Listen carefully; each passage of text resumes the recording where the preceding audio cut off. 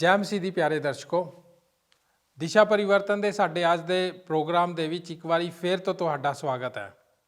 ਅਸੀਂ ਪਰਮੇਸ਼ਰ ਦੇ ਵਚਨ ਨੂੰ ਸਿੱਖਣ ਦੇ ਪ੍ਰਤੀ ਤੁਹਾਡੀ ਦਿਲਚਸਪੀ ਤੋਂ ਬਹੁਤ ਪ੍ਰਭਾਵਿਤ ਹਾਂ।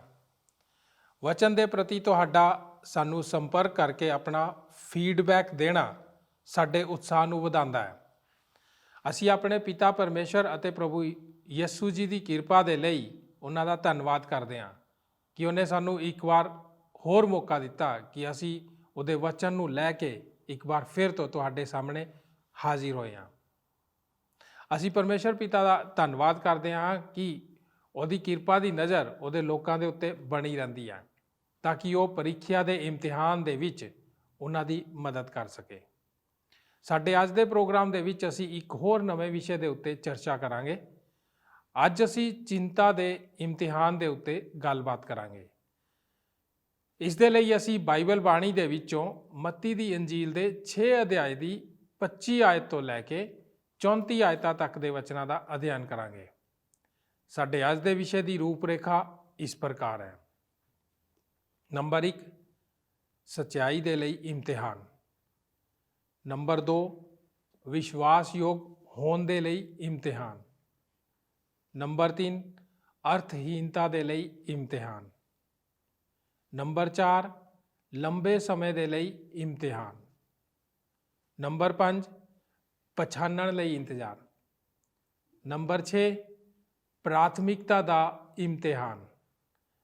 ਨੰਬਰ 7, ਸਹਿਮੇ ਭਰੋਸੇ ਦਾ ਇਮਤਿਹਾਨ। ਦੋਸਤੋ, ਕੀ ਤੁਸੀਂ ਤਿਆਰ ਹੋ ਅੱਜ ਦੇ ਅਧਿਐਨ ਪ੍ਰੋਗਰਾਮ ਦੇ ਲਈ? ਤਾਂ ਫਿਰ ਆਓ ਆਪਣੇ ਮਨਾਂ ਨੂੰ ਤਿਆਰ ਕਰਦੇ ਹੋਏ ਪਰਮੇਸ਼ਰ ਦੇ ਵਚਨ ਨੂੰ ਸਿੱਖਣ ਦੇ ਲਈ ਚੱਲਦੇ ਹਾਂ ਪ੍ਰਭੂ ਦੇ ਦਾਸ ਡਾਕਟਰ ਡੇਵਿਡ ਜਰਮਾਇਆ ਦੇ ਕੋਲ। ਪਰ ਇਸ ਤੋਂ ਪਹਿਲਾਂ ਸੁਣਦੇ ਹਾਂ ਇਹ ਮਸੀਹੀ ਭਜਨ।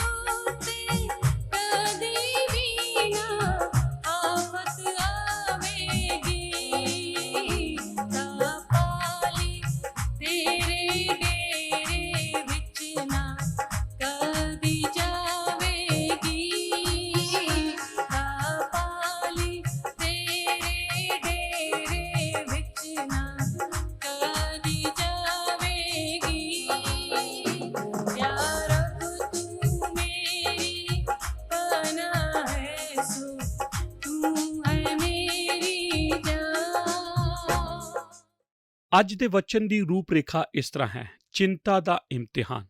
ਨੰਬਰ 1, ਸੱਚਾਈ ਲਈ ਇਮਤਿਹਾਨ। ਨੰਬਰ 2, ਵਿਸ਼ਵਾਸਯੋਗ ਹੋਣ ਦਾ ਇਮਤਿਹਾਨ। ਨੰਬਰ 3, ਅਰਥਹੀਨਤਾ ਲਈ ਇਮਤਿਹਾਨ। ਨੰਬਰ 4, ਲੰਮੇ ਸਮੇਂ ਲਈ ਇਮਤਿਹਾਨ। ਨੰਬਰ 5, ਪਛਾਣਨ ਲਈ ਇਮਤਿਹਾਨ। ਨੰਬਰ 6, ਪ੍ਰਾਥਮਿਕਤਾ ਦਾ ਇਮਤਿਹਾਨ। ਨੰਬਰ 7, ਸਹਿਮੇ ਭਰੋਸੇ ਦਾ ਇਮਤਿਹਾਨ। ਆਓ ਇੱਕ ਸੂਚੀ ਤਿਆਰ ਕਰੀਏ ਅੱਜ ਇੱਥੇ ਸਾਡੇ ਵਿੱਚ ਕਿੰਨੇ ਚਿੰਤਾਵਾਨ ਵਿਅਕਤੀ ਮੌਜੂਦ ਹਨ, ਮੈਂ ਵੇਖਣਾ ਚਾਹੁੰਦਾ ਹਾਂ। ਜੇ ਉਹ ਸ਼ਰਮ ਨਹੀਂ ਕਰਦਾ ਤਾਂ ਆਪਣਾ ਹੱਥ ਖੜਾ ਕਰੇ। ਮੈਂ ਇੱਕ ਚਿੰਤਾ ਕਰਨ ਵਾਲਾ ਵਿਅਕਤੀ ਹਾਂ। ਤੁਹਾਡੇ ਵਿੱਚੋਂ ਕੁਝ ਲੋਕ ਚਿੰਤਾ ਤੇ ਕਰ ਰਹੇ ਹਨ, ਪਰ ਉਹਨਾਂ ਦੇ ਹੱਥ ਨਹੀਂ ਖੜੇ ਹਨ ਅਤੇ ਤੁਹਾਨੂੰ ਆਪਣਾ ਹੱਥ ਖੜਾ ਕਰਨਾ ਚਾਹੀਦਾ ਹੈ। ਅਤੇ ਤੁਸੀਂ ਜਾਣਦੇ ਹੋ ਕਿ ਹਾਂ, ਤੁਸੀਂ ਜਾਣਦੇ ਹੋ, ਬਾਈਬਲ ਹਰੇਕ ਵਿਸ਼ੇ ਦੇ ਬਾਰੇ ਕੁਝ ਦੱਸਦੀ ਹੈ, ਜਿਸ ਦੇ ਬਾਰੇ ਸਾਨੂੰ ਜਾਣਨਾ ਚਾਹੀਦਾ ਹੈ। ਵਿਸ਼ਵਾਸ ਕਰੋ ਜਾਂ ਨਾ ਕਰੋ, ਅੱਜ ਤੱਕ ਦੇ ਸਭ ਉਪਦੇਸ਼ਾਂ ਵਿੱਚ ਮਹਾਨ ਪਹਾੜੀ ਉਪਦੇਸ਼ ਦੇ ਅਗਲੇ ਹਿੱਸੇ ਵਿੱਚ ਯਿਸੂ ਇਸ ਬਾਰੇ ਗੱਲਬਾਤ ਕਰਦਾ ਹੈ। ਇਸ ਲਈ ਆਪਣੀ ਬਾਈਬਲ ਖੋਲੋ ਅਤੇ ਮੱਤੀ ਦੀ ਕਿਤਾਬ 6 ਅਧਿਆਇ ਵੇਖੋ ਅਤੇ ਐਤ 25 ਤੋਂ ਅੱਗੇ ਪੜ੍ਹਾਂਗੇ। ਅਸੀਂ ਇਸ ਬਾਰੇ ਗੱਲਬਾਤ ਕਰਨ ਜਾ ਰਹੇ ਹਾਂ ਅਤੇ ਮੇਰੇ ਅੱਜ ਦਾ ਸੰਦੇਸ਼ ਹੈ ਚਿੰਤਾ ਦਾ ਇਮਤਿਹਾਨ। ਇਹ ਇੱਕ ਉਹ ਸੰਦੇਸ਼ ਹੈ ਜਿਸ ਨੂੰ ਯਿਸੂ ਮਸੀਹ ਨੇ ਦੱਸਿਆ। ਇੱਕ ਦਿਨ ਮੈਂ ਅਖਬਾਰ ਵਿੱਚ ਮਿੱਕੀ ਰੀਵਰ ਦੀ ਜੀਵਨੀ ਬਾਰੇ ਪੜ੍ਹਿਆ ਜੋ ਮੈਨੂੰ ਬਹੁਤ ਹੀ ਅੱਛਾ ਲੱਗਾ ਅਤੇ ਉਸ ਦੇ ਜੀਵਨ ਦਾ ਦਰਸ਼ਨ ਇਸ ਪ੍ਰਕਾਰ ਸੀ। ਉਹਨਾਂ ਚੀਜ਼ਾਂ ਲਈ ਚਿੰਤਾ ਦਾ ਕੋਈ ਅਰਥ ਨਹੀਂ ਜੋ ਤੁਹਾਡੇ ਅਧਿਕਾਰ ਵਿੱਚ ਹਨ, ਕਿਉਂ ਜੋ ਉਹ ਤੁਹਾਡੇ ਅਧਿਕਾਰ ਵਿੱਚ ਹਨ, ਇਸ ਲਈ ਉਹਨਾਂ ਦੀ ਚਿੰਤਾ ਦਾ ਕੋਈ ਅਰਥ ਨਹੀਂ।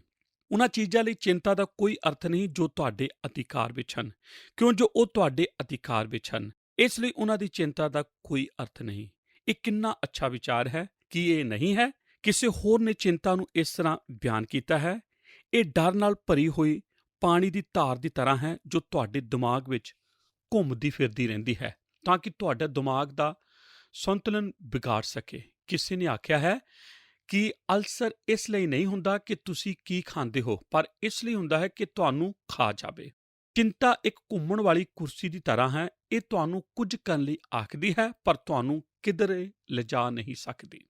ਅੱਜ ਦੇ ਸੰਸਾਰ ਵਿੱਚ ਇਹ ਬੜੀ ਹੀ ਖੇਦਜਨਕ ਗੱਲ ਹੈ ਕਿ ਮਸੀਹ ਲੋਕ ਜੋ ਬਾਈਬਲ ਤੇ ਵਿਸ਼ਵਾਸ ਕਰਦੇ ਹਨ, ਉਹ ਆਪਣੇ ਜੀਵਨ ਵਿੱਚ ਕਈ ਮੌਕੇ ਅੱਜ ਗੁਆ ਰਹੇ ਹਨ। ਕਿਉਂਕਿ ਉਹ ਕੱਲ੍ਹ ਦੀ ਸਮੱਸਿਆ ਦੇ ਬਾਰੇ ਚਿੰਤਾ ਕਰ ਰਹੇ ਹਨ। ਕੁਝ ਮਸੀਹ ਤਾਂ ਇਸ ਤਰ੍ਹਾਂ ਸੋਚਦੇ ਹਨ ਕਿ ਸਭ ਤੋਂ ਉੱਚੀ ਆਤਮਿਕ ਚੀਜ਼ ਇਹ ਹੈ ਕਿ ਤੁਸੀਂ ਆਪਣੇ ਭਵਿੱਖ ਦੀ ਚਿੰਤਾ ਕਰੋ।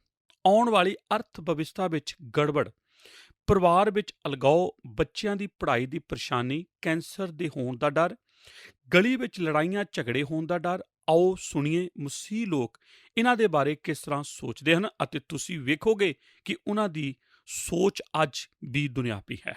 ਅਸਲ ਵਿੱਚ ਜੇ ਤੁਸੀਂ ਉਸ ਦੀ ਸਹੀ ਵਿਆਖਿਆ ਚਾਹੁੰਦੇ ਹੋ ਤਾਂ ਕਿਸੇ ਮਸੀਹੀ ਕਿਤਾਬ ਘਰ ਵਿੱਚ ਜਾਓ ਅਤੇ ਉੱਥੇ ਮਸ਼ਹੂਰ ਅਤੇ ਜ਼ਿਆਦਾ ਵਿਕਣ ਵਾਲੀ ਕਿਤਾਬ ਖਰੀਦੋ, ਪੜ੍ਹੋ ਅਤੇ ਤੁਸੀਂ ਜਾਣ ਜਾਓਗੇ ਕਿ ਮਸੀਹ ਲੇਖਕ ਚਿੰਤਾ ਦੇ ਬਾਰੇ ਕੀ ਬਿਆਨ ਕਰਦੇ ਹਨ ਅਤੇ ਜਾਣ ਜਾਓਗੇ ਕਿ ਆਪਣੇ ਡਰ, ਆਪਣੀ ਤੀਬਰ ਇੱਛਾ ਅਤੇ ਆਪਣੀ ਚਿੰਤਾ ਦਾ ਸਾਹਮਣਾ ਕਿਸ ਤਰ੍ਹਾਂ ਕਰ ਸਕਦੇ ਹਾਂ। ਹੁਣ ਮੈਂ ਚਾਹੁੰਦਾ ਹਾਂ ਕਿ ਅੱਜ ਸਵੇਰੇ ਇਸ ਵਿਸ਼ੇ ਦੇ ਬਾਰੇ ਗੱਲਬਾਤ ਕਰੀਏ। ਅਸੀਂ ਪੂਰੀ ਤਰ੍ਹਾਂ ਤਾਂ ਗੱਲਬਾਤ ਨਹੀਂ ਕਰ ਸਕਦੇ ਕਿਉਂਕਿ ਇਸ ਲਈ ਸਮੇਂ ਥੋੜ੍ਹਾ ਹੈ, ਪਰ ਅਸੀਂ ਹੁਣ ਸੁਣ ਸਕਦੇ ਹਾਂ ਕਿ ਜੋ ਪਰਮੇਸ਼ਰ ਨੇ ਸਾਨੂੰ ਆਖਿਆ ਹੈ ਅਤੇ ਅਸੀਂ ਇਸ ਨੂੰ ਸਿੱਖ ਸਕਦੇ ਹਾਂ। ਸਭ ਤੋਂ ਪਹਿਲਾਂ ਅਸੀਂ ਵੇਖਾਂਗੇ ਕਿ ਚਿੰਤਾ ਕੀ ਹੈ। ਟੈਬ ਸਟਰ ਦੇ ਅਨੁਸਾਰ ਚਿੰਤਾ ਉਹ ਚੀਜ਼ ਹੈ ਜੋ ਸਾਨੂੰ ਪਰੇਸ਼ਾਨੀ ਨੂੰ ਮਹਿਸੂਸ ਕਰਾਉਂਦੀ ਹੈ, ਚਿੰਤਿਤ ਕਰਦੀ ਹੈ ਅਤੇ ਭੈਭੀਤ ਕਰਦੀ ਹੈ। ਜਦ ਅਸੀਂ ਚਿੰਤਾ ਕਰਦੇ ਹਾਂ, ਅਸੀਂ ਉਸ ਚੀਜ਼ ਤੋਂ ਭੈਭੀਤ ਹੁੰਦੇ ਹਾਂ ਜੋ ਹੋ ਸਕਦਾ ਹੈ। ਜਦ ਬਾਈਬਲ ਚਿੰਤਾ ਦਾ ਤੀਬਰ ਇੱਛਾ ਨੂੰ ਬਿਆਨ ਕਰਦੀ ਹੈ ਤਾਂ ਇਸ ਲਈ ਇੱਕ ਯੂਨਾਨੀ ਸ਼ਬਦ ਨੂੰ ਇਸਤੇਮਾਲ ਕਰਦੀ ਹੈ ਜਿਸ ਦਾ ਅਰਥ ਹੁੰਦਾ ਹੈ ਹਿੱਸਿਆਂ ਵਿੱਚ ਵੰਡਣਾ, ਪਾੜ ਦੇਣਾ ਜਾਂ ਉਲਟੀ ਦਿਸ਼ਾ ਵੱਲ ਖਿੱਚਣਾ। ਸ਼ਾਸਤਰ ਦੇ ਅਨੁਸਾਰ ਚਿੰਤਤ ਹੋਣ ਦਾ ਅਰਥ ਹੈ ਆਪਣੇ ਆਪ ਨੂੰ ਇਸ ਲਈ ਦੁਖੀ ਕਰਨਾ ਕਿ ਇਹ ਹੋ ਸਕਦਾ ਹੈ। ਇੱਕ ਚਿੰਤਤ ਵਿਅਕਤੀ ਭਵਿੱਖ ਨੂੰ ਵੇਖਦਾ ਹੈ ਜਿਸ ਨੂੰ ਉਹ ਜਾਣਦਾ ਨਹੀਂ ਅਤੇ ਕਲਪਨਾ ਕਰਦਾ ਹੈ ਕਿ ਇਸ ਤਰ੍ਹਾਂ ਹੋ ਸਕਦਾ ਹੈ। ਉਹ ਭਵਿੱਖ ਤੇ ਅਧਿਕਾਰ ਨਹੀਂ ਕਰ ਸਕਦਾ ਕਿਉਂਕਿ ਸਭ ਤੋਂ ਪਹਿਲਾਂ ਭਵਿੱਖ ਤਾਂ ਅਜੇ ਆਇਆ ਹੀ ਨਹੀਂ ਅਤੇ ਦੂਸਰੀ ਗੱਲ, ਭਵਿੱਖ ਉਸ ਦਾ ਨਹੀਂ ਹੈ। ਕੱਲ੍ਹ ਤਾਂ ਪਰਮੇਸ਼ਰ ਦਾ ਹੈ, ਕੱਲ੍ਹ ਤਾਂ ਪਰਮੇਸ਼ਰ ਦੇ ਹੱਥ ਵਿੱਚ ਹੈ। ਸਿਰਫ ਉਹ ਹੀ ਜਾਣਦਾ ਹੈ ਕਿ ਕੱਲ੍ਹ ਕੀ ਹੋਵੇਗਾ। ਜਦ ਅਸੀਂ ਭਵਿੱਖ ਲਈ ਪਰਮੇਸ਼ਰ ਉੱਤੇ ਵਿਸ਼ਵਾਸ ਕਰਨਾ ਛੱਡ ਦਿੰਦੇ ਹਾਂ, ਅਸੀਂ ਆਪ ਇਸ ਨੂੰ ਆਪਣੇ ਅਧਿਕਾਰ ਵਿੱਚ ਕਰਨ ਦੀ ਕੋਸ਼ਿਸ਼ ਕਰ ਰਹੇ ਹੁੰਦੇ ਹਾਂ। ਸਾਡੇ ਅੰਦਰ ਤਰ੍ਹਾਂ ਤਰ੍ਹਾਂ ਦੇ ਵਿਚਾਰ ਘੁੰਮਦੇ ਫਿਰਦੇ ਹਨ ਅਤੇ ਚਿੰਤਾ ਸਾਡੇ ਉੱਤੇ ਕਬਜ਼ਾ ਕਰ ਲੈਂਦੀ ਹੈ। ਕਿਉਂਕਿ ਤੁਸੀਂ ਜਾਣਦੇ ਹੋ ਪਰਮੇਸ਼ਰ ਨੇ ਸਾਨੂੰ ਭਾਵਨਾਵਾਂ ਦਿੱਤੀਆਂ ਹੋਈਆਂ ਹਨ ਅਤੇ ਉਹ ਚਾਹੁੰਦਾ ਸੀ ਕਿ ਇਹਨਾਂ ਭਾਵਨਾਵਾਂ ਨੂੰ ਸਹੀ ਦਿਸ਼ਾ ਵੱਲ ਇਸਤੇਮਾਲ ਕਰੀਏ। ਇੱਕ ਭਾਵਨਾ ਜੋ ਪਰਮੇਸ਼ਰ ਨੇ ਸਾਨੂੰ ਦਿੱਤੀ ਹੈ ਉਹ ਹੈ ਨਿਆਂਯੁਕਤ ਅਤੇ ਸਾਡੀ ਜ਼ਿੰਦਗੀ ਵਿੱਚ ਇਸਤੇਮਾਲ ਕਰਨ ਲਈ ਹੈ। ਜਿਸ ਤਰ੍ਹਾਂ ਕਿ ਜੇ ਸਾਡਾ ਇੱਕ ਬੱਚਾ ਗਲੀ ਵਿੱਚ ਦੌੜ ਰਿਹਾ ਹੈ ਜਿੱਥੇ ਗੱਡੀਆਂ ਚੱਲ ਰਹੀਆਂ ਹਨ, ਇਸ ਬਾਬਤ ਸਾਡੀ ਭਾਵਨਾ ਜਾਗਦੀ ਹੈ ਕਿ ਅਸੀਂ ਕੋਈ ਕਦਮ ਚੁੱਕੀਏ ਤਾਂ ਕਿ ਕੋਈ ਦੁੱਖ ਦੀ ਘਟਨਾ ਨਾ ਘਟ ਜਾਵੇ। ਕਿਸੇ ਖਾਸ ਵਿਸ਼ੇ ਅਤੇ ਚਿੰਤਾ ਵਿੱਚ ਇਹ ਅੰਤਰ ਹੈ ਜੋ ਨਿਆਂਯੁਕਤ ਭਾਵਨਾ ਅਤੇ ਪਾਪ ਵਿੱਚ ਹੈ। ਬਾਈਬਲ ਦੱਸਦੀ ਹੈ ਕਿ ਜਦ ਅਸੀਂ ਚਿੰਤਾ ਕਰਦੇ ਹਾਂ, ਅਸੀਂ ਪਰਮੇਸ਼ਰ ਉੱਤੇ ਵਿਸ਼ਵਾਸ ਕਰਨ ਦੇ ਸਿਧਾਂਤ ਨੂੰ ਤੋੜਦੇ ਹਾਂ। ਚਿੰਤਾ ਸਾਨੂੰ ਫਿਰ ਰਵਾਉਂਦੀ ਹੈ, ਚਿੰਤਾ ਸਾਨੂੰ ਹੱਲ ਨਹੀਂ ਕੱਢਣ ਦਿੰਦੀ। ਖਾਸ ਵਿਸ਼ੇ ਲਈ ਭਾਵਨਾ ਨਿਆਂ ਸੰਗਤ ਹੈ ਜੋ ਸਾਡੀ ਕਿਸੇ ਸਮੱਸਿਆ ਵਿੱਚ ਸਾਡੀ ਸਹਾਇਤਾ ਕਰਦੀ ਹੈ ਅਤੇ ਇਸ ਭਾਵਨਾ ਅਤੇ ਸ਼ਕਤੀ ਦੇ ਨਾਲ ਸਮੱਸਿਆ ਦਾ ਸਾਹਮਣਾ ਕਰਦੇ ਹੋਏ ਹੱਲ ਕੱਢ ਲੈਂਦੇ ਹਾਂ। ਪਰ ਚਿੰਤਾ ਸਾਡੇ ਦਿਮਾਗ ਅਤੇ ਭਾਵਨਾ ਨੂੰ ਬਾਰ-ਬਾਰ ਉਹਨਾਂ ਚੀਜ਼ਾਂ ਵੱਲ ਲੈ ਜਾਂਦੀ ਹੈ ਜਿਨ੍ਹਾਂ ਚੀਜ਼ਾਂ ਉੱਤੇ ਸਾਡਾ ਕੋਈ ਅਧਿਕਾਰ ਨਹੀਂ ਹੁੰਦਾ। ਕਿਸੇ ਵਿਸ਼ੇ ਦੇ ਬਾਬਤ ਦਾ ਮਤਲਬ ਹੈ ਜੋ ਅੱਜ ਹੋ ਰਿਹਾ ਹੈ। ਚਿੰਤਾ ਭਵਿੱਖ ਲਈ ਹੁੰਦੀ ਹੈ। ਇਹ ਆਉਣ ਵਾਲੇ ਉਹਨਾਂ ਗੱਲਾਂ ਦੇ ਬਾਰੇ ਹੈ ਜੋ ਅਜੇ ਨਹੀਂ ਹੋਈਆਂ। ਖਾਸ ਮਕਸਦ ਪਰਮੇਸ਼ਰ ਦੇ ਨਿਯਮ ਨੂੰ ਇਸਤੇਮਾਲ ਕਰਦਾ ਹੈ ਅਤੇ ਜੋ ਹੁਣ ਤੁਹਾਡੀ ਸਮੱਸਿਆ ਹੈ ਉਸ ਦਾ ਹੱਲ ਕੱਢ ਦਿੰਦਾ ਹੈ। ਇਸ ਲਈ ਇਸ ਤੋਂ ਬਾਹਰ ਨਾ ਜਾਓ। ਮੱਤੀ ਅਧਿਆਇ 6 ਦੀ 25 ਐ ਦੱਸਦੀ ਹੈ, ਆਪਣੇ ਜੀਵਨ ਲਈ ਚਿੰਤਾ ਨਾ ਕਰੋ, ਜਿਸ ਦਾ ਅਰਥ ਹੈ ਆਪਣੇ ਜੀਵਨ ਲਈ ਕੋਈ ਵਿਚਾਰ ਨਾ ਕਰੋ। ਕੁਝ ਲੋਕ ਇਸ ਦੇ ਬਾਰੇ ਇਸ ਤਰ੍ਹਾਂ ਸੋਚ ਲੈਂਦੇ ਹਨ ਕਿ ਇਸ ਬਾਰੇ ਸੋਚਣ ਨੂੰ ਮਨਾ ਕੀਤਾ ਗਿਆ ਹੈ। ਜੀਵਨ ਲਈ ਕੋਈ ਪਰਵਾਹ ਨਹੀਂ ਕਰਨੀ, ਪਰ ਵਚਨ ਇਸ ਤਰ੍ਹਾਂ ਬਿਆਨ ਨਹੀਂ ਕਰਦਾ। ਵਚਨ ਤਾਂ ਨਿਆਂ, ਸੰਗਤ, ਮਕਸਦ ਅਤੇ ਚਿੰਤਾ ਵਿੱਚ ਅੰਤਰ ਨੂੰ ਪ੍ਰਗਟ ਕਰ ਰਿਹਾ ਹੈ। ਅੱਜ ਜਿਸ ਸੰਦੇਸ਼ ਦਾ ਵਿਸ਼ਾ ਅਸੀਂ ਲਿਆ ਹੈ, ਮੈਂ ਚਾਹੁੰਦਾ ਹਾਂ ਤੁਸੀਂ ਇਸ ਗੱਲ ਵੱਲ ਧਿਆਨ ਦੇਵੋ ਜੋ 3 ਵਾਰ ਕਹੀ ਗਈ ਹੈ। ਪ੍ਰਭੂ ਯਿਸੂ ਨੇ ਇੱਕ ਸ਼ਬਦ ਦਾ ਇਸਤੇਮਾਲ ਕੀਤਾ ਹੈ, ਇਸ ਲਈ। ਐਤ 25 ਦੱਸਦੀ ਹੈ, ਇਸ ਲਈ। ਐਤ 31 ਦੱਸਦੀ ਹੈ, ਇਸ ਲਈ ਚਿੰਤਾ ਨਾ ਕਰੋ। ਐਤ 35, ਇਸ ਲਈ ਚਿੰਤਾ ਨਾ ਕਰੋ। ਤਿੰਨੇ ਜਗ੍ਹਾ ਤੇ ਆਖਦਾ ਹੈ ਚਿੰਤਾ ਨਾ ਕਰੋ, ਪਰ ਇਸ ਤੋਂ ਪਹਿਲਾਂ ਉਹ ਇੱਕ ਸ਼ਬਦ ਇਸਤੇਮਾਲ ਕਰਦਾ ਹੈ, ਇਸ ਲਈ। ਬਾਈਬਲ ਇੱਕ ਮਹਾਨ ਸਿਧਾਂਤ ਨੂੰ ਪੇਸ਼ ਕਰਦੀ ਹੈ ਕਿ ਜਦ ਤੁਸੀਂ ਇਹ ਸ਼ਬਦ ਇਸ ਲਈ ਨੂੰ ਬਾਈਬਲ ਵਿੱਚ ਵੇਖੋ ਤਾਂ ਯਤਨ ਕਰੋ ਕਿ ਇਸ ਨੂੰ ਸਮਝੋ ਕਿ ਇਹ ਕੀ ਆਖਦਾ ਹੈ। ਕਿਸ ਲਈ? ਇਸ ਤਰ੍ਹਾਂ ਕਰਨਾ ਬਹੁਤ ਹੀ ਅੱਛਾ ਹੈ ਅਤੇ ਮੈਂ ਚਾਹੁੰਦਾ ਹਾਂ ਕਿ ਇਹ ਕਰਨ ਲਈ ਤੁਹਾਡੇ ਹੌਸਲੇ ਨੂੰ ਵਧਾਵਾਂ, ਕਿਉਂਕਿ ਇਹ ਸੰਦੇਸ਼ ਉਹਨਾਂ ਗੱਲਾਂ ਦੇ ਉੱਤੇ ਖੜਾ ਹੈ ਜਿਨ੍ਹਾਂ ਨੂੰ ਤੁਸੀਂ ਪਹਿਲਾਂ ਸਿੱਖ ਚੁੱਕੇ ਹੋ। ਯਿਸੂ ਇੱਥੇ ਦੱਸ ਰਿਹਾ ਹੈ ਕਿ ਅਸੀਂ ਆਪ ਕਿਸ ਤਰ੍ਹਾਂ ਜੀ ਸਕਦੇ ਹਾਂ ਜੋ ਪਰਮੇਸ਼ਰ ਨੂੰ ਮਨਜ਼ੂਰ ਹੋਵੇ, ਪਰਮੇਸ਼ਰ ਉੱਤੇ ਨਿਰਭਰ ਹੋਵੇ। ਇੱਕ ਵਿਅਕਤੀ ਬਿਨਾਂ ਚਿੰਤਾ ਦੇ ਕਿਸ ਤਰ੍ਹਾਂ ਜੀਵਨ ਜੀ ਸਕਦਾ ਹੈ? ਸ਼ਾਸਤਰ ਦਾ ਇਹ ਪੂਰਾ ਸੰਦੇਸ਼, ਵਿਸ਼ਵਾਸ ਕਰੋ ਜਾਂ ਨਾ, ਚਿੰਤਾ ਦੇ ਬਾਰੇ ਇੱਕ ਵਿਅਕਤੀ ਦੀ ਨੀਂਹ ਉੱਤੇ ਖੜਾ ਹੈ ਜੋ ਆਪਣੇ ਜੀਵਨ ਵਿੱਚ ਖੁਸ਼ੀ ਨਾਲ ਆਖ ਸਕਦਾ ਹੈ, ਇਸ ਧਰਤੀ ਉੱਤੇ ਮੈਂ ਆਪਣਾ ਪੂਰਾ ਖਜ਼ਾਨਾ ਖਰਚ ਕਰਨ ਨਹੀਂ ਜਾ ਰਿਹਾ, ਪਰ ਆਪਣੇ ਆਪ ਨੂੰ ਪਰਮੇਸ਼ਰ ਲਈ ਇਸਤੇਮਾਲ ਕਰਦਾ ਹਾਂ। ਮੇਰਾ ਬਸ ਇੱਕ ਹੀ ਨਿਸ਼ਾਨਾ ਹੈ, ਪਰਮੇਸ਼ਰ ਵੱਲ ਵੇਖਣਾ, ਅਤੇ ਮੈਂ ਇਸ ਨੂੰ ਸਮਝ ਲਿਆ ਹੈ ਕਿ ਮੈਂ 2 ਸਵਾਮੀਆਂ ਦੀ ਸੇਵਾ ਨਹੀਂ ਕਰ ਸਕਦਾ। ਇਸ ਲਈ ਮੈਂ ਦਿਲ ਨਾਲ ਪਰਮੇਸ਼ਰ ਦੀ ਸੇਵਾ ਕਰਨ ਦਾ ਫੈਸਲਾ ਕਰ ਲਿਆ ਹੈ। ਅਤੇ ਜਦ ਅਸੀਂ ਇਸ ਤਰ੍ਹਾਂ ਦਾ ਫੈਸਲਾ ਕਰ ਲੈਂਦੇ ਹਾਂ ਅਤੇ ਹੁਣ ਯਿਸੂ ਕਹਿ ਰਿਹਾ ਹੁੰਦਾ ਹੈ, ਇਸ ਲਈ ਤੁਸੀਂ ਜਾਣਦੇ ਹੋ ਇਸ ਤਰ੍ਹਾਂ ਕਹਿਣ ਨਾਲ ਤੁਹਾਨੂੰ ਕੀ ਮਿਲਿਆ ਹੈ। ਨਹੀਂ, ਨਹੀਂ, ਚਿੰਤਾ ਨਹੀਂ ਕਰਨੀ। ਤੁਸੀਂ ਚਿੰਤਾ ਤੋਂ ਦੂਰ ਕਿਸ ਤਰ੍ਹਾਂ ਰਹਿ ਸਕਦੇ ਹੋ? ਹੁਣ ਐਤ 25 ਤੋਂ 35 ਵਿੱਚ ਯਿਸੂ ਸਾਨੂੰ ਇੱਕ ਇਮਤਿਹਾਨ ਵਿੱਚ ਲੈ ਜਾਂਦਾ ਹੈ ਜੋ 7 ਹਨ, ਅਤੇ ਮੈਂ ਚਾਹੁੰਦਾ ਹਾਂ ਤੁਸੀਂ ਵੀ ਉਹਨਾਂ ਵਿੱਚ ਲੰਘੋ। ਅਸੀਂ ਹਰ ਇੱਕ ਉੱਤੇ ਜ਼ਿਆਦਾ ਸਮੇਂ ਨਹੀਂ ਦੇ ਸਕਦੇ, ਪਰ ਮੈਂ ਚਾਹੁੰਦਾ ਹਾਂ ਤੁਸੀਂ ਉਹਨਾਂ ਦਾ ਮਕਸਦ ਸਮਝ ਜਾਓ। ਯਿਸੂ ਦਾ ਮਕਸਦ ਹੈ ਕਿ ਅਸੀਂ ਚਿੰਤਾ ਦੀ ਸਮੱਸਿਆ ਤੋਂ ਮੁਕਤੀ ਪਾ ਲਈਏ। ਨੰਬਰ 1, ਸੱਚਾਈ ਲਈ ਇਮਤਿਹਾਨ। ਆਓ ਇਮਤਿਹਾਨ ਵਿੱਚ ਚਲੀਏ। ਇਮਤਿਹਾਨ ਨੰਬਰ 1 ਹੈ ਜਿਸ ਨੂੰ ਅਸੀਂ ਸੱਚਾਈ ਦਾ ਇਮਤਿਹਾਨ ਆਖਦੇ ਹਾਂ। ਐਤ 25 ਨੂੰ ਧਿਆਨ ਨਾਲ ਵੇਖੋ।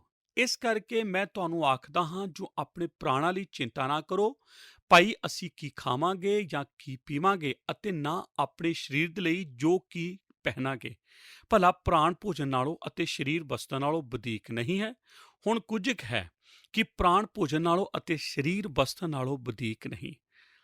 ਐਗਨੇ ਪੀਟਰਸਨ ਨੇ ਇਸ ਨੂੰ ਇਸ ਤਰ੍ਹਾਂ ਪੇਸ਼ ਕੀਤਾ ਹੈ, ਜੇ ਤੁਸੀਂ ਆਪਣੇ ਜੀਵਨ ਵਿੱਚ ਪਰਮੇਸ਼ਰ ਦੀ ਭਗਤੀ ਲਈ ਉਸ ਦੇ ਨਾਲ ਰਹਿਣ ਦਾ ਫੈਸਲਾ ਕਰ ਲਿਆ ਹੈ ਤਾਂ ਇਸ ਦਾ ਮਤਲਬ ਹੈ ਤੁਹਾਨੂੰ ਇਹ ਚੀਜ਼ ਹੁਣ ਪਰੇਸ਼ਾਨ ਨਹੀਂ ਕਰ ਸਕਦੀ ਕੀ ਖਾਣ ਦੇ ਸਮੇਂ ਟੇਬਲ ਤੇ ਕੀ ਪਿਆ ਹੈ, ਜਾਂ ਤੁਹਾਡੀ ਨਿੱਜੀ ਕਮਰੇ ਵਿੱਚ ਜੋ ਕੱਪੜੇ ਹਨ ਉਹ ਅੱਜ ਦੇ ਫੈਸ਼ਨ ਅਨੁਸਾਰ ਹਨ ਜਾਂ ਨਹੀਂ। ਭੋਜਨ ਜੋ ਤੁਸੀਂ ਪੇਟ ਦੇ ਅੰਦਰ ਪਾਉਂਦੇ ਹੋ, ਉਸ ਤੋਂ ਵੱਧ ਕੋਈ ਹੋਰ ਚੀਜ਼ ਤੁਹਾਡੇ ਜੀਵਨ ਵਿੱਚ ਹੈ, ਅਤੇ ਸਰੀਰ ਦੀ ਸੁੰਦਰਤਾ ਲਈ ਜੋ ਕੱਪੜੇ ਪਾਉਂਦੇ ਹੋ, ਉਸ ਤੋਂ ਵੱਧ ਕੇ ਵੀ ਕੁਝ ਹੋਰ ਹੈ। ਇਸ ਲਈ ਇੱਕ ਸਿਧਾਂਤ ਹੈ। ਸਿਧਾਂਤ ਇਹ ਹੈ ਕਿ ਤੁਸੀਂ ਅਸਲ ਵਿੱਚ ਕੌਣ ਹੋ। ਅਸਲ ਵਿੱਚ ਸੱਚਾਈ ਕਿੱਥੇ ਹੈ? ਕਿ ਇਹਨਾਂ ਕੱਪੜਿਆਂ ਵਿੱਚ ਸੱਚਾਈ ਹੈ ਜੋ ਤੁਸੀਂ ਪਾਉਂਦੇ ਹੋ, ਅਤੇ ਭੋਜਨ ਵਿੱਚ ਜੋ ਤੁਸੀਂ ਖਾਂਦੇ ਹੋ, ਜਾਂ ਇੱਕ ਵਿਸ਼ਵਾਸੀ ਲਈ ਇਸ ਤੋਂ ਡੂੰਘੀ ਸੱਚਾਈ ਕੁਝ ਹੋਰ ਹੈ। ਅਤੇ ਇਸ ਲਈ ਯਿਸੂ ਇਹ ਕਹਿ ਰਿਹਾ ਹੈ, ਤੁਸੀਂ ਇਹਨਾਂ ਲਈ ਚਿੰਤਾ ਕਰਦੇ ਹੋ, ਆਪਣੇ ਜੀਵਨ ਕਿਉਂ ਨਾਸ਼ ਕਰ ਰਹੇ ਹੋ? ਤੁਸੀਂ ਇਹਨਾਂ ਬਾਹਰੀ ਚੀਜ਼ਾਂ ਲਈ ਚਿੰਤਾ ਕਰਦੇ ਹੋ, ਕਿਉਂਕਿ ਤੁਸੀਂ ਨਹੀਂ ਜਾਣਦੇ ਕਿ ਜੇ ਪਰਮੇਸ਼ਰ ਤੁਹਾਡੇ ਅੰਦਰ ਦੀਆਂ ਚੀਜ਼ਾਂ ਦਾ ਧਿਆਨ ਰੱਖਦਾ ਹੈ, ਤਾਂ ਤੁਹਾਡੀ ਬਾਹਰੀ ਚੀਜ਼ਾਂ ਦਾ ਧਿਆਨ ਕਿਉਂ ਨਹੀਂ ਕਰੇਗਾ? ਜਿਸ ਤਰ੍ਹਾਂ ਕਿਸੇ ਨੇ ਆਖਿਆ ਹੈ, ਇਹ ਉਸ ਮਨੁੱਖ ਦੀ ਤਰ੍ਹਾਂ ਹੈ ਜੋ ਆਪਰੇਸ਼ਨ ਕਰਨ ਲਈ ਕਮਰੇ ਵਿੱਚ ਜਾਂਦਾ ਹੈ ਅਤੇ ਆਪਣੇ ਦਿਲ ਦੀ ਨਾਜ਼ੁਕ ਸਰਜਰੀ ਕਰਦਾ ਹੈ, ਅਤੇ ਡਾਕਟਰ ਉਸ ਦੀ ਸਰਜਰੀ ਕਰਕੇ ਉਸ ਦੇ ਮਾਸ ਨੂੰ ਟਾਂਕੇ ਲਗਾ ਦਿੰਦੇ ਹਨ, ਅਤੇ ਉਹ ਕਮਰੇ ਤੋਂ ਬਾਹਰ ਚੱਲ ਕੇ ਆਉਂਦਾ ਹੈ। ਬਾਕੀ ਸਾਰਾ ਸਮਾਨ ਉੱਥੇ ਟੇਬਲ ਤੇ ਪਿਆ ਰਹਿੰਦਾ ਹੈ। ਖਾਣ ਲਈ ਖਾਣਾ ਨਹੀਂ ਹੈ, ਜੀਵਕਾ ਦਾ ਕੋਈ ਸਾਧਨ ਨਹੀਂ ਹੈ, ਕੁਝ ਵੀ ਨਹੀਂ ਹੈ ਜੋ ਇਸ ਦੀ ਕਮੀ ਨੂੰ ਦੂਰ ਕਰ ਸਕੇ। ਉਹ ਤੁਹਾਡੀ ਅੰਦਰਲੀਆਂ ਚੀਜ਼ਾਂ ਦੀ ਦੇਖਭਾਲ ਕਰਦਾ ਹੈ। ਤੁਸੀਂ ਕਿਉਂ ਨਹੀਂ ਸੋਚਦੇ ਕਿ ਉਹ ਤੁਹਾਡੀ ਬਾਹਰੀ ਚੀਜ਼ਾਂ ਦੀ ਵੀ ਦੇਖਭਾਲ ਕਰੇਗਾ? ਉਹ ਹਰੇਕ ਕੰਮ ਕਰੇਗਾ ਜੋ ਉਹ ਕਿਸੇ ਵਿਅਕਤੀ ਲਈ ਕਰ ਸਕਦਾ ਹੈ, ਤਾਂ ਕਿ ਉਸ ਲਈ ਸਭ ਕੁਝ ਠੀਕ ਠਾਕ ਹੋ ਜਾਵੇ।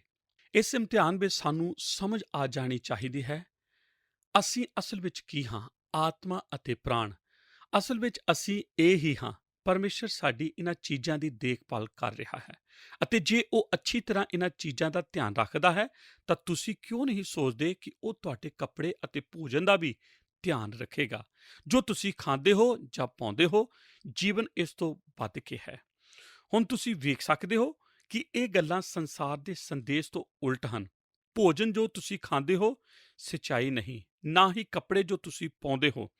ਜੀਵਨ ਦੀ ਪਹਿਲੀ ਸੱਚਾਈ ਇਹ ਹੈ ਕਿ ਤੁਸੀਂ ਮਸੀਹ ਵਿੱਚ ਅੰਦਰੋਂ ਕੌਣ ਹੋ। ਸੱਚਾਈ ਨੂੰ ਜਾਣਨਾ ਹੀ ਅਸਲੀ ਇਮਤਿਹਾਨ ਹੈ। ਨੰਬਰ 2, ਵਿਸ਼ਵਾਸਯੋਗ ਹੋਣ ਦਾ ਇਮਤਿਹਾਨ। ਆਓ ਹੁਣ ਦੂਜੇ ਇਮਤਿਹਾਨ ਵਿੱਚ ਚਲੀਏ। ਇਹ ਇਮਤਿਹਾਨ ਵਿਸ਼ਵਾਸ ਦੀ ਪਰਖ ਕਰਦਾ ਹੈ। ਆਇਤ 26 ਦੱਸਦੀ ਹੈ, ਆਕਾਸ਼ ਦੇ ਪੰਛੀਆਂ ਵੱਲ ਧਿਆਨ ਕਰੋ, ਜੋ ਉਹ ਨਾ ਬੀਜਦੇ ਹਨ, ਨਾ ਵੱਢਦੇ ਹਨ, ਅਤੇ ਨਾ ਭੜੋਲਿਆਂ ਵਿੱਚ ਇਕੱਠੇ ਕਰਦੇ ਹਨ, ਔਰ ਤੁਹਾਡਾ ਸਵਰਗੀ ਪਿਤਾ ਉਹਨਾਂ ਦੀ ਪ੍ਰਿਤਪਾਲ ਕਰਦਾ ਹੈ। ਪ੍ਰਭੂ ਯਿਸੂ ਆਖਦਾ ਹੈ, ਜਰਾ ਰੋਕ ਕੇ ਇਸ ਦੇ ਬਾਰੇ ਸੋਚੋ। ਪਰਮੇਸ਼ਰ ਜੋ ਸਵਰਗ ਵਿੱਚ ਹੈ, ਉਸ ਨੇ ਹੀ ਜਗਤ ਦੀ ਰਚਨਾ ਕੀਤੀ ਹੈ। ਪੰਛੀਆਂ ਵੱਲ ਵੇਖੋ, ਉਹਨਾਂ ਦੀ ਦੇਖਭਾਲ ਕੌਣ ਕਰਦਾ ਹੈ? ਤੁਹਾਡੇ ਵਿੱਚੋਂ ਕਿੰਨੇ ਲੋਕਾਂ ਨੇ ਕਦੇ ਖੁੱਲ੍ਹੇ ਮੈਦਾਨ ਵਿੱਚ ਜਾ ਕੇ ਪੰਛੀਆਂ ਨੂੰ ਉੜਦੇ ਹੋਏ ਵੇਖਿਆ ਹੈ? ਉਹ ਹਵਾ ਵਿੱਚ ਉੜਦੇ ਹਨ। ਇਸ ਗੱਲ ਨੂੰ ਯਾਦ ਰੱਖੋ, ਤੁਹਾਡਾ ਸਵਰਗੀ ਪਿਤਾ ਉਹਨਾਂ ਦੀ ਦੇਖਭਾਲ ਕਰਦਾ ਹੈ। ਉਹ ਪੂਰੀ ਤਰ੍ਹਾਂ ਉਹਨਾਂ ਦੀ ਭੁੱਖ ਦਾ ਖਿਆਲ ਰੱਖਦਾ ਹੈ ਅਤੇ ਉਹਨਾਂ ਦੇ ਰਹਿਣ ਦਾ ਇੰਤਜ਼ਾਮ ਕਰਦਾ ਹੈ। ਇਤਿਹਾਸ ਦੀ ਸ਼ੁਰੂਆਤ ਤੋਂ ਹੀ ਉਹਨਾਂ ਦੀ ਦੇਖਭਾਲ ਕਰ ਰਿਹਾ ਹੈ। ਤੁਸੀਂ ਕਿਉਂ ਨਹੀਂ ਸੋਚਦੇ ਕਿ ਉਹ ਤੁਹਾਡੀ ਵੀ ਦੇਖਭਾਲ ਕਰੇਗਾ, ਕਿਉਂਕਿ ਤੁਹਾਡਾ ਮੁੱਲ ਉਹਨਾਂ ਤੋਂ ਜ਼ਿਆਦਾ ਹੈ। ਯਿਸੂ ਸਲੀਬ ਤੇ ਜਾ ਕੇ ਪੰਛੀਆਂ ਲਈ ਨਹੀਂ ਮਰਿਆ, ਉਹ ਤਾਂ ਸਲੀਬ ਤੇ ਤੁਹਾਡੇ ਲਈ ਮਰਿਆ ਹੈ। ਉਹ ਜਗਤ ਵਿੱਚ ਪੰਛੀ ਬਣ ਕੇ ਨਹੀਂ ਆਇਆ, ਉਹ ਤਾਂ ਤੁਹਾਡੇ ਵਰਗਾ ਬਣ ਕੇ ਜਗਤ ਵਿੱਚ ਆਇਆ ਸੀ, ਤਾਂ ਜੋ ਤੁਹਾਨੂੰ ਛੁਟਕਾਰਾ ਦੇ ਕੇ ਅਨੰਤ ਜੀਵਨ ਦੇ ਸਕੇ। ਇਸ ਲਈ ਵਿਸ਼ਵਾਸਯੋਗ ਹੋਣ ਦਾ ਮੁੱਦਾ ਇਹ ਹੈ, ਜੇ ਪਰਮੇਸ਼ਰ ਪੰਛੀਆਂ ਦੀ ਦੇਖਭਾਲ ਕਰਦਾ ਹੈ, ਤਾਂ ਤੁਸੀਂ ਇਸ ਗੱਲ ਦੀ ਚਿੰਤਾ ਕਿਉਂ ਕਰਦੇ ਹੋ ਕਿ ਉਹ ਤੁਹਾਡੀ ਦੇਖਭਾਲ ਨਹੀਂ ਕਰੇਗਾ? ਮੈਨੂੰ ਯਾਦ ਹੈ, ਮੈਂ ਜਦ ਛੋਟਾ ਸੀ ਤਾਂ ਇੱਕ ਕਵਿਤਾ ਪੜ੍ਹੀ ਸੀ ਜੋ ਇਸ ਐਤ ਦੇ ਬਾਰੇ ਸੀ। ਉਹ ਇਸ ਤਰ੍ਹਾਂ ਸੀ, ਇੱਕ ਪੰਛੀ ਰੋਬਨ ਨੇ ਦੂਸਰੇ ਪੰਛੀ ਚਿੜੀ ਨੂੰ ਆਖਿਆ, ਮੈਂ ਸੱਚਮੁੱਚ ਜਾਣਨਾ ਚਾਹੁੰਦਾ ਹਾਂ ਕਿ ਇਹ ਮਨੁੱਖ ਜਾਤੀ ਇੰਨੀ ਵਿਅਕਲ ਕਿਉਂ ਰਹਿੰਦੀ ਹੈ, ਇੱਧਰ ਉੱਧਰ ਨੱਠਦੀ ਰਹਿੰਦੀ ਹੈ ਅਤੇ ਚਿੰਤਾ ਵਿੱਚ ਲੱਗੀ ਰਹਿੰਦੀ ਹੈ। ਚਿੜੀ ਨੇ ਰੋਬਨ ਨੂੰ ਆਖਿਆ, ਦੋਸਤ, ਮੈਂ ਸੋਚਦਾ ਹਾਂ ਕਿ ਉਹਨਾਂ ਦਾ ਕੋਈ ਸਵਰਗੀ ਪਿਤਾ ਨਹੀਂ ਹੈ ਜੋ ਉਹਨਾਂ ਦੀ ਦੇਖਭਾਲ ਕਰੇ, ਜਿਸ ਤਰ੍ਹਾਂ ਕਿ ਉਹ ਸਾਡੀ ਕਰਦਾ ਹੈ। ਇਹ ਬਿਲਕੁਲ ਠੀਕ ਗੱਲ ਹੈ ਕਿ ਇਹ ਠੀਕ ਨਹੀਂ ਹੈ।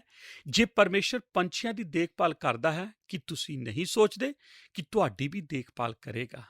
ਮੈਨੂੰ ਜਦ ਵੀ ਕੋਈ ਚਿੰਤਾ ਹੁੰਦੀ ਹੈ, ਬਾਹਰ ਜਾ ਕੇ ਮੈਂ ਸਵਰਗੀ ਆਕਾਸ਼ ਨੂੰ ਵੇਖਣਾ ਸ਼ੁਰੂ ਕਰ ਦਿੰਦਾ ਹਾਂ ਅਤੇ ਉਸ ਵਿੱਚ ਉੜਦੇ ਹੋਏ ਪੰਛੀਆਂ ਨੂੰ ਵੇਖਦਾ ਹਾਂ ਅਤੇ ਉਹਨਾਂ ਲਈ ਪਰਮੇਸ਼ਰ ਦੇ ਇੰਤਜ਼ਾਮ ਨੂੰ ਯਾਦ ਕਰਦਾ ਹਾਂ, ਅਤੇ ਉਹ ਤੁਹਾਡੀ ਵੀ ਦੇਖਭਾਲ ਕਰਨ ਜਾ ਰਿਹਾ ਹੈ।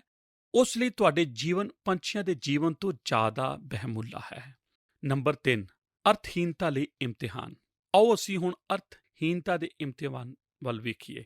ਇਹ ਤੀਸਰਾ ਹੈ, ਇਸ ਵਿੱਚ ਐਤ 27 ਦੱਸਦੀ ਹੈ, ਅਤੇ ਤੁਹਾਡੇ ਵਿੱਚੋਂ ਕਿਹੜਾ ਹੈ ਜਿਹੜਾ ਚਿੰਤਾ ਕਰਕੇ ਆਪਣੀ ਉਮਰ ਨੂੰ ਇੱਕ ਪਲ ਵਧਾ ਸਕਦਾ ਹੈ। ਤੁਹਾਡੇ ਵਿੱਚੋਂ ਕਿੰਨੇ ਲੋਕਾਂ ਨੂੰ ਯਾਦ ਹੈ ਜਦ ਤੁਸੀਂ ਬੱਚੇ ਸੀ, ਕਿਸੇ ਨੇ 7 ਅਤੇ ਕਿਸੇ ਨੇ 6 ਜਾਂ 5 ਹੋਣ ਦੀ ਚਾਹਤ ਕੀਤੀ ਸੀ। ਅਕਸਰ ਬੱਚੇ ਸ਼ੀਸ਼ੇ ਸਾਹਮਣੇ ਖੜੇ ਹੋ ਕੇ ਵੇਖਦੇ ਰਹਿੰਦੇ ਹਨ ਕਿ ਉਹ ਕਿੰਨੇ ਲੰਮੇ ਹੋ ਗਏ ਹਨ। ਖਾਸ ਕਰਕੇ ਮੁੰਡੇ ਉਹ ਵੇਖਦੇ ਹਨ ਕਿ ਉਹ ਕਿੰਨੇ ਛੋਟੇ ਜਾਂ ਕਿੰਨੇ ਲੰਮੇ ਹਨ। ਕਿ ਉਹ ਇਸ ਲੰਬਾਈ ਨੂੰ ਵਧਾ ਜਾਂ ਘਟਾ ਸਕਦੇ ਹਨ? ਨਹੀਂ, ਤੁਸੀਂ ਨਹੀਂ ਕਰ ਸਕਦੇ। ਪਰ ਕਿਸੇ ਨੇ ਆਖਿਆ ਹੈ ਕਿ ਇਸ ਨਾਲ ਕੋਈ ਫਰਕ ਨਹੀਂ ਪੈਂਦਾ ਕਿ ਤੁਸੀਂ ਕਿੰਨੇ ਲੰਮੇ ਹੋ। ਫਰਕ ਤਾਂ ਇਸ ਨਾਲ ਪੈਂਦਾ ਹੈ ਕਿ ਤੁਸੀਂ ਜੀਵਨ ਵਿੱਚ ਕਿੰਨਾ ਲੰਮਾ ਜੀਵਨ ਜਿਉਂਦੇ ਹੋ। ਦੂਸਰੇ ਸ਼ਬਦਾਂ ਵਿੱਚ ਅਸੀਂ ਇਸ ਐਤ ਨੂੰ ਇਸ ਤਰ੍ਹਾਂ ਪੜ੍ਹ ਸਕਦੇ ਹਾਂ, ਕੌਣ ਆਪਣੇ ਦਿਲ ਵਿੱਚ ਇਹ ਚਾਹਤ ਕਰਕੇ 1 ਸਾਲ ਆਪਣੀ ਉਮਰ ਵਧਾ ਸਕਦਾ ਹੈ? ਤੁਸੀਂ ਨਹੀਂ ਕਰ ਸਕਦੇ। ਇਹ ਅਰਥਹੀਨਤਾ ਹੈ। ਨਿਯਮ ਤਾਂ ਇਹ ਹੈ, ਜੇ ਤੁਸੀਂ ਚਿੰਤਾ ਕਰਨਾ ਚਾਹੁੰਦੇ ਹੋ ਤਾਂ ਕਰੀ ਜਾਓ, ਪਰ ਇਹ ਤੁਹਾਡੇ ਲਈ ਕੁਝ ਭਲਾ ਕਰਨ ਨਹੀਂ ਜਾ ਰਹੀ। ਤੁਸੀਂ ਕਿਸੇ ਚੀਜ਼ ਦੀ ਚਿੰਤਾ ਕਰਕੇ ਉਸ ਨੂੰ ਬਦਲ ਨਹੀਂ ਸਕਦੇ, ਕਿਉਂਕਿ ਯਾਦ ਰੱਖੋ, ਆਉਣ ਵਾਲਾ ਕੱਲ ਤੁਹਾਡਾ ਨਹੀਂ ਹੈ, ਨਾ ਹੀ ਇਹ ਇੱਥੇ ਹੈ, ਅਤੇ ਤੁਸੀਂ ਇਸ ਦੇ ਬਾਰੇ ਕੁਝ ਨਹੀਂ ਕਰ ਸਕਦੇ। ਜਦ ਕਦੇ ਤੁਸੀਂ ਹਵਾਈ ਜਹਾਜ਼ ਦੀ ਉਡਾਨ ਵਿੱਚ ਹੁੰਦੇ ਹੋ ਅਤੇ ਅਚਾਨਕ ਇਸ ਦੀ ਗਤੀ ਵਿੱਚ ਕੁਝ ਗੜਬੜ ਹੋ ਜਾਂਦੀ ਹੈ, ਕਿ ਤੁਸੀਂ ਚਿੰਤਾ ਕਰਕੇ ਇਸ ਨੂੰ ਠੀਕ ਕਰ ਸਕਦੇ ਹੋ? ਕਿ ਤੁਸੀਂ ਕਰ ਸਕਦੇ ਹੋ? ਤੁਸੀਂ ਕੁਝ ਵੀ ਨਹੀਂ ਕਰ ਸਕਦੇ। ਤੁਸੀਂ ਉੱਥੇ ਬੈਠੇ ਹੋਏ ਪ੍ਰਾਰਥਨਾ ਕਰ ਸਕਦੇ ਹੋ। ਤੁਸੀਂ ਇੱਕ ਦੂਜੇ ਵੱਲ ਆਸੇ-ਪਾਸੇ ਵੇਖ ਸਕਦੇ ਹੋ। ਤੁਸੀਂ ਜਾਣਦੇ ਹੋ, ਲੋਕ ਇਸ ਤਰ੍ਹਾਂ ਹੀ ਕਰਦੇ ਹਨ। ਉਹ ਆਖਦੇ ਹਨ, ਤੁਸੀਂ ਚਿੰਤਾ ਕਿਉਂ ਨਹੀਂ ਕਰ ਰਹੇ? ਤੁਹਾਨੂੰ ਚਿੰਤਾ ਕਰਨੀ ਚਾਹੀਦੀ ਹੈ। ਮੈਂ ਚਿੰਤਾ ਕਰ ਰਿਹਾ ਹਾਂ, ਤੁਸੀਂ ਚਿੰਤਾ ਕਿਉਂ ਨਹੀਂ ਕਰ ਰਹੇ? ਜੋ ਗੱਲ ਯਿਸੂ ਇੱਥੇ ਦੱਸਣਾ ਚਾਹੁੰਦਾ ਹੈ ਉਹ ਇਹ ਹੈ ਕਿ ਚਿੰਤਾ ਕਰਨੀ ਬੇਕਾਰ ਹੈ, ਇਸ ਦਾ ਕੋਈ ਲਾਭ ਨਹੀਂ। ਆਪਣੀ ਸ਼ਕਤੀ ਨੂੰ ਖਰਚ ਕਰਨਾ ਬੇਕਾਰ ਹੈ। ਆਪਣੀ ਸ਼ਕਤੀ ਨੂੰ ਨਾਸ਼ ਕਰਨਾ, ਜਿਸ ਦੀ ਤੁਹਾਨੂੰ ਜ਼ਰੂਰਤ ਹੈ, ਕਿ ਇਸ ਸ਼ਕਤੀ ਨੂੰ ਅੱਜ ਦੀਆਂ ਦੂਸਰੀਆਂ ਪਰੇਸ਼ਾਨੀਆਂ ਲਈ ਇਸਤੇਮਾਲ ਕਰੋ। ਜੋ ਚੀਜ਼ਾਂ ਤੁਹਾਡੇ ਵੱਸ ਵਿੱਚ ਨਹੀਂ, ਉਸ ਲਈ ਚਿੰਤਾ ਕਿਉਂ ਕਰਦੇ ਹੋ? ਇਹ ਤਾਂ ਮੂਰਖਤਾ ਹੈ। ਤੁਸੀਂ ਜਾਣਦੇ ਹੋ ਕਿ ਅਕਸਰ ਸਾਡੇ ਵਿੱਚੋਂ ਬਹੁਤ ਸਾਰੇ ਲੋਕ ਇਸ ਗੱਲ ਤੋਂ ਪਰੇਸ਼ਾਨ ਰਹਿੰਦੇ ਹਨ ਕਿ ਉਹਨਾਂ ਦੇ ਬੱਚੇ ਘਰ ਤੋਂ ਬਾਹਰ ਗਏ ਹੋਏ ਹਨ। ਤੁਸੀਂ ਜਾਣਦੇ ਹੋ, ਪਰ ਮੈਨੂੰ ਇਹ ਯਾਦ ਨਹੀਂ ਹੈ ਕਿ ਮੈਂ ਕਦੇ ਇਸ ਗੱਲ ਤੋਂ ਪਰੇਸ਼ਾਨ ਹੋਵਾਂ। ਜਦ ਮੇਰੇ ਬੱਚੇ ਘਰ ਤੋਂ ਬਾਹਰ ਹੁੰਦੇ ਹਨ, ਤੁਸੀਂ ਜਾਣਦੇ ਹੋ, ਉਹ ਤਾਂ ਹੁਣ ਵੀ ਬਾਹਰ ਹਨ। ਉਹ ਆਪਣੀ ਗੱਡੀਆਂ ਲੈ ਕੇ ਗਏ ਹੋਏ ਹਨ। ਤੁਸੀਂ ਅਕਸਰ ਬੇਕਾਰ ਦੀਆਂ ਗੱਲਾਂ ਸੋਚਦੇ ਹੋ ਕਿ ਇਹ ਹੋ ਸਕਦਾ ਹੈ ਜਾਂ ਹੋ ਸਕਦਾ ਹੈ। ਤੁਹਾਨੂੰ ਇਸ ਤਰ੍ਹਾਂ ਨਹੀਂ ਸੋਚਣਾ ਚਾਹੀਦਾ। ਇਹ ਨਹੀਂ ਕਹਿਣਾ ਚਾਹੀਦਾ, ਪ੍ਰਭੂ, ਮੇਰੇ ਬੱਚੇ ਜਿਸ ਹਾਲਾਤ ਵਿੱਚ ਹਨ ਤੇਰੇ ਹੱਥ ਵਿੱਚ ਹੋਣ ਅਤੇ ਤੇਰੇ ਹਨ। ਮੈਂ ਉਹਨਾਂ ਦੀ ਸੁਰੱਖਿਆ ਨਹੀਂ ਕਰ ਸਕਦਾ। ਮੈਂ ਉਹਨਾਂ ਨੂੰ ਆਪਣੇ ਕਾਬੂ ਵਿੱਚ ਨਹੀਂ ਰੱਖ ਸਕਦਾ। ਮੈਂ ਉਹਨਾਂ ਨੂੰ ਤੇਰੇ ਹੱਥ ਵਿੱਚ ਦਿੰਦਾ ਹਾਂ ਕਿਉਂਕਿ ਉਹ ਤੇਰੇ ਹਨ। ਨੰਬਰ 4, ਲੰਮੇ ਸਮੇਂ ਲਈ ਇਮਤਿਹਾਨ। ਹੁਣ ਮੈਂ ਤੁਹਾਨੂੰ ਚੌਥੇ ਇਮਤਿਹਾਨ ਵਿੱਚ ਲੈ ਕੇ ਚੱਲਦਾ ਹਾਂ। ਐਤ 28 ਤੋਂ 30 ਵੱਲ ਧਿਆਨ ਨਾਲ ਵੇਖੋ। ਇਹ ਇੱਕ ਬਹੁਤ ਹੀ ਅੱਛਾ ਇਮਤਿਹਾਨ ਹੈ। ਤੁਸੀਂ ਕਿਸ ਤਰ੍ਹਾਂ ਕਰ ਰਹੇ ਹੋ? ਕੀ ਤੁਸੀਂ ਇਸ ਨੂੰ ਠੀਕ ਤਰ੍ਹਾਂ ਕਰ ਰਹੇ ਹੋ? ਅਤੇ ਵਸਤਰਾਂ ਲਈ ਕਾਹਨੂੰ ਚਿੰਤਾ ਕਰਦੇ ਹੋ? ਜੰਗਲੀ ਸੋਸ਼ਨਾਂ ਨੂੰ ਵੇਖੋ ਜੋ ਉਹ ਕਿੱਕਰ ਬਾਧਦੇ ਹਨ। ਉਹ ਨਾ ਮਿਹਨਤ ਕਰਦੇ ਹਨ ਅਤੇ ਨਾ ਕੱਤਦੇ ਹਨ। ਪਰ ਮੈਂ ਤੁਹਾਨੂੰ ਕਹਿੰਦਾ ਹਾਂ, ਭਾਈ ਸੁਲੇਮਾਨ ਦੀ ਆਪਣੀ ਸਾਰੀ ਭੜਕ ਵਿੱਚ ਇਹਨਾਂ ਵਿੱਚੋਂ ਇੱਕ ਜਿਹਾ ਪਹਿਨਿਆ ਹੋਇਆ ਨਹੀਂ ਸੀ। ਸੋ ਜਾਂ ਪਰਮੇਸ਼ਰ ਜੰਗਲੀ ਬੂਟੀ ਨੂੰ, ਜਿਹੜੀ ਅੱਜ ਹੈ ਅਤੇ ਭਲ ਕੇ ਤੰਦੂਰ ਵਿੱਚ ਝੋਕੀ ਜਾਂਦੀ ਹੈ, ਅਜਿਹਾ ਪਹਿਨਾਉਂਦਾ ਹੈ, ਤਾਂ ਇਹ ਥੋੜ੍ਹੀ ਪ੍ਰਤੀਤ ਵਾਲਿਓ, ਭਲਾ ਉਹ ਤੁਹਾਨੂੰ ਉਸ ਤੋਂ ਵੱਧ ਨਹੀਂ ਪਹਿਨਾਵੇਗਾ? ਇੱਥੇ ਤਰਕ ਵਿਤਰਕ ਯਿਸੂ ਮਸੀਹ ਕਰ ਰਿਹਾ ਹੈ।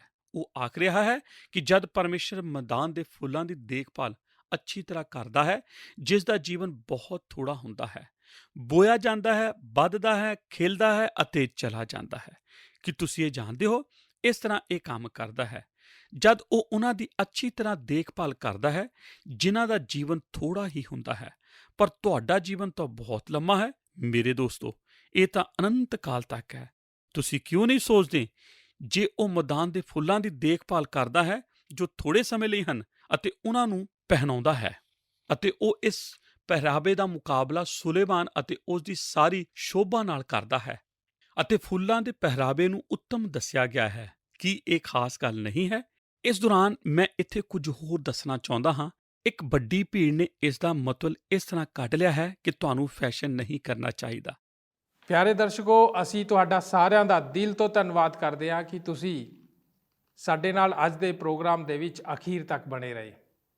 ਅਸੀਂ ਬਾਈਬਲ ਬਾਣੀ ਦੇ ਵਿੱਚੋਂ ਮੱਤੀ ਉਹਦੇ 6 ਅਧਿਆਏ ਦੀ 25 ਆਇਤ ਤੋਂ ਲੈ ਕੇ 34 ਆਇਤਾਂ ਤੱਕ ਦੇ ਵਚਨਾਂ ਦਾ ਅਧਿਐਨ ਕਰ ਰਹੇ ਸੀ। ਇਹਨਾਂ ਵਚਨਾਂ ਦੇ ਰਾਹੀਂ ਅੱਜ ਅਸੀਂ ਚਿੰਤਾ ਦੇ ਇਮਤਿਹਾਨ ਦੇ ਉੱਤੇ ਚਰਚਾ ਕੀਤੀ। ਇਹ ਉਹ ਸੰਦੇਸ਼ ਹੈ ਜੋ ਪ੍ਰਭੂ ਯਿਸੂ ਮਸੀਹ ਜੀ ਨੇ ਦਿੱਤਾ। ਅਸੀਂ ਸਿੱਖਿਆ ਕਿ ਸਾਨੂੰ ਉਹਨਾਂ ਚੀਜ਼ਾਂ ਦੀ ਚਿੰਤਾ ਨਹੀਂ ਕਰਨੀ ਚਾਹੀਦੀ ਜਿਹੜੀਆਂ ਕਿ ਪਹਿਲਾਂ ਹੀ ਸਾਡੇ ਅਧਿਕਾਰ ਦੇ ਵਿੱਚ ਹਨ। ਚਿੰਤਾ ਇੱਕ ਘੁੰਮਣ ਵਾਲੀ ਕੁਰਸੀ ਵਾਂਗ ਹੈ ਜੋ ਸਾਨੂੰ ਕੁਝ ਕਰਨ ਨੂੰ ਤਾਂ ਕਹਿ ਸਕਦੀ ਹੈ ਪਰ ਪਹੁੰਚਾਉਂਦੀ ਕਿਤੇ ਵੀ ਨਹੀਂ।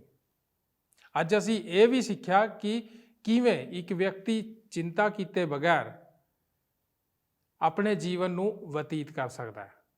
ਅਸੀਂ ਚਿੰਤਾ ਦੇ ਕੁਝ ਇਮਤਿਹਾਨਾਂ ਉੱਤੇ ਗੌਰ ਕੀਤਾ। ਅਸੀਂ ਸੱਚਾਈ ਦੇ ਇਮਤਿਹਾਨ ਬਾਰੇ ਜਾਣਿਆ। ਫਿਰ ਅਸੀਂ ਵਿਸ਼ਵਾਸਯੋਗਤਾ ਦੇ ਇਮਤਿਹਾਨ ਬਾਰੇ ਜਾਣਿਆ। ਇਹ ਇਮਤਿਹਾਨ ਇੱਕ ਵਿਅਕਤੀ ਦੇ ਵਿਸ਼ਵਾਸ ਦੀ ਪਰਖ ਕਰਦਾ ਹੈ। ਇਸ ਤੋਂ ਬਾਅਦ ਅਸੀਂ ਅਰਥਹੀਨਤਾ ਦੇ ਇਮਤਿਹਾਨ ਬਾਰੇ ਜਾਣਿਆ। ਇਸ ਦੇ ਵਿੱਚ ਅਸੀਂ ਜਾਣਿਆ ਕਿ ਅਸੀਂ ਅਜਿਹੀਆਂ ਬਹੁਤ ਸਾਰੀਆਂ ਚੀਜ਼ਾਂ ਦੇ ਲਈ ਚਿੰਤਾ ਕਰਦੇ ਹਾਂ ਜਿਨ੍ਹਾਂ ਦਾ ਕੋਈ ਮਤਲਬ ਹੀ ਨਹੀਂ ਹੈ। ਜਿਵੇਂ ਕਿ ਇਸ ਨਾਲ ਕੋਈ ਫਰਕ ਨਹੀਂ ਪੈਂਦਾ ਕਿ ਤੁਸੀਂ ਕਿੰਨੇ ਲੰਬੇ ਹੋ, ਪਰ ਇਸ ਤੋਂ ਫਰਕ ਪੈਂਦਾ ਹੈ ਕਿ ਤੁਸੀਂ ਕਿੰਨਾ ਲੰਬਾ ਧਰਮੀ ਜੀਵਨ ਬਤੀਤ ਕਰਦੇ ਹੋ। ਦੋਸਤੋ, ਸਾਨੂੰ ਵਿਸ਼ਵਾਸ ਹੈ ਕਿ ਤੁਹਾਨੂੰ ਇਸ ਪ੍ਰੋਗਰਾਮ ਤੋਂ ਬਹੁਤ ਲਾਭ ਪਹੁੰਚਿਆ ਹੋਏਗਾ ਅਤੇ ਤੁਸੀਂ ਆਤਮਿਕ ਰੀਤੀ ਦੇ ਨਾਲ ਵੀ ਪਰਮੇਸ਼ਰ ਦੇ ਵਿੱਚ ਅੱਗੇ ਵਧ ਰਹੇ ਹੋਗੇ। ਜੇਕਰ ਤੁਹਾਨੂੰ ਸਾਡਾ ਪ੍ਰੋਗਰਾਮ ਚੰਗਾ ਲੱਗਾ ਜਾਂ ਫਿਰ ਤੁਸੀਂ ਸਾਡੇ ਨਾਲ ਆਪਣੇ ਵਿਚਾਰ ਸਾਂਝੇ ਕਰਨਾ ਚਾਹੁੰਦੇ ਹੋ ਤਾਂ ਤੁਸੀਂ ਸਾਡੇ ਨਾਲ ਸੰਪਰਕ ਕਰ ਸਕਦੇ ਹੋ। ਸਾਨੂੰ ਤੁਹਾਡੇ ਨਾਲ ਗੱਲ ਕਰਨ ਵਿੱਚ ਬਹੁਤ ਖੁਸ਼ੀ ਹੋਏਗੀ।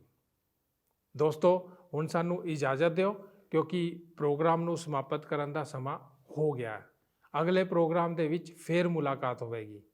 ਆਓ ਪ੍ਰਾਰਥਨਾ ਕਰੀਏ। ਸਾਡੇ ਮਹਾਨ ਜਿੰਦਾ ਪਰਮੇਸ਼ਰ, ਸਾਡੇ ਤੇ ਕਿਰਪਾ ਕਰਨ ਵਾਲੇ ਪ੍ਰਭੂ, ਸਾਡੀ ਵਿਸ਼ਵਾਸ ਦੀ ਚੱਟਾਨ, ਅਸੀਂ ਤੁਹਾਡਾ ਧੰਨਵਾਦ ਕਰਦੇ ਹਾਂ ਕਿ ਤੁਸੀਂ ਸਾਨੂੰ ਅੱਜ ਇੱਕ ਹੋਰ ਮੌਕਾ ਬਖਸ਼ਿਆ ਕਿ ਅਸੀਂ ਤੁਹਾਡੇ ਵਚਨਾਂ ਨੂੰ ਸਿੱਖਣ ਵਾਸਤੇ ਪ੍ਰਭੂ ਜੀ ਤੁਹਾਡੇ ਚਰਨਾਂ ਵਿੱਚ ਆਈਏ। ਪ੍ਰਭੂ ਜੀ, ਅੱਜ ਅਸੀਂ ਚਿੰਤਾ ਦੇ ਵਿਸ਼ੇ ਵਿੱਚ ਸਿੱਖਿਆ, ਉਹਨਾਂ ਇਮਤਿਹਾਨਾਂ ਵਿੱਚੋਂ ਸਿੱਖਿਆ ਜਿਹੜੇ ਚਿੰਤਾ ਕਰਕੇ ਸਾਡੇ ਉੱਤੇ ਆਉਂਦੇ ਹਨ। ਪਿਤਾ ਪਰਮੇਸ਼ਰ, ਅਸੀਂ ਇਸ ਗੱਲ ਨੂੰ ਸਿੱਖਿਆ ਕਿ ਚਿੰਤਾ ਕਰਕੇ ਅਸੀਂ ਕੁਝ ਵੀ ਨਹੀਂ ਕਰ ਸਕਦੇ ਕਿਉਂਕਿ ਇਹ ਉਸ ਕੁਰਸੀ ਸਮਾਨ ਹੈ ਜਿਹੜੀ ਘੁੰਮਦੀ ਤਾਂ ਰਹਿੰਦੀ ਆ ਪਰ ਪਹੁੰਚਦੀ ਕਿਤੇ ਵੀ ਨਹੀਂ। ਪਿਤਾ ਪਰਮੇਸ਼ਵਰ, ਧੰਨਵਾਦ ਕਰਦੇ ਹਾਂ ਕਿ ਤੁਸੀਂ ਸਾਡੇ ਉੱਤੇ ਇਸ ਗੱਲ ਨੂੰ ਜ਼ਾਹਿਰ ਕੀਤਾ ਕਿ ਅਸੀਂ ਆਪਣੀ ਚਿੰਤਾ ਕਰਕੇ ਆਪਣੇ ਸਿਰ ਦਾ ਇੱਕ ਵੀ ਵਾਲ ਕਾਲਾ ਨਹੀਂ ਕਰ ਸਕਦੇ। ਪਿਆਰੇ ਪਿਤਾ ਪਰਮੇਸ਼ਵਰ, ਸਾਡੀ ਪ੍ਰਾਰਥਨਾ ਹੈ ਕਿ ਸਾਨੂੰ ਆਪਣੇ ਉੱਤੇ ਨਿਰਭਰ ਹੋਣਾ ਸਿਖਾਓ, ਸਾਡੀ ਚਿੰਤਾਵਾਂ ਨੂੰ ਆਪਣੇ ਉੱਪਰ ਲੈ ਲਓ ਔਰ ਸਾਨੂੰ ਪ੍ਰਭੂ ਜੀ ਆਪਣੀ ਚਿੰਤਾਵਾਂ ਨੂੰ ਤੁਹਾਡੇ ਉੱਤੇ ਪਾਣਾ ਸਿਖਾਓ। ਪਿਤਾ ਪਿਆਰੇ ਪਿਤਾ ਪਰਮੇਸ਼ਰ, ਅਸੀਂ ਤੁਹਾਡੇ ਤੇ ਭਰੋਸਾ ਕਰਦੇ ਹਾਂ, ਤੁਹਾਡੇ ਅਨੁਸਾਰ ਜੀਣਾ ਚਾਹੁੰਦੇ ਹਾਂ, ਤੁਹਾਡੇ ਅਨੁਸਾਰ ਪ੍ਰਭੂ ਜੀ ਅੱਗੇ ਵਧਣਾ ਚਾਹੁੰਦੇ ਹਾਂ। ਤੁਸੀਂ ਸਾਡੇ ਜੀਵਨ ਦੇ ਹਰੇਕ ਖੇਤਰ ਵਿੱਚ ਸਾਡੀ ਮਦਦ ਕਰੋ ਅਤੇ ਸਾਨੂੰ ਤਰੱਕੀ ਬਖਸ਼ੋ। ਸਾਡੀ ਸਾਰੀ ਜ਼ਰੂਰਤਾਂ ਨੂੰ ਸਵਰਗ ਤੋਂ ਪੂਰਾ ਕਰੋ। ਯਿਸੂ ਨਾਸਰੀ ਜੀ ਦੇ ਨਾਂ 'ਚ ਇਸ ਪ੍ਰਾਰਥਨਾ ਨੂੰ ਮੰਗਦੇ ਹਾਂ, ਆਮੀਨ। ਕੀ ਤੁਹਾਨੂੰ ਇਹ ਪ੍ਰੋਗਰਾਮ ਪਸੰਦ ਆਇਆ? ਹੁਣੇ ਸਾਨੂੰ ਇੱਕ ਮਿਸ ਕਾਲ ਦਿਓ ਤੇ ਤੁਸੀਂ ਅਗਲੇ ਜੇਤੂ ਹੋ ਸਕਦੇ ਹੋ।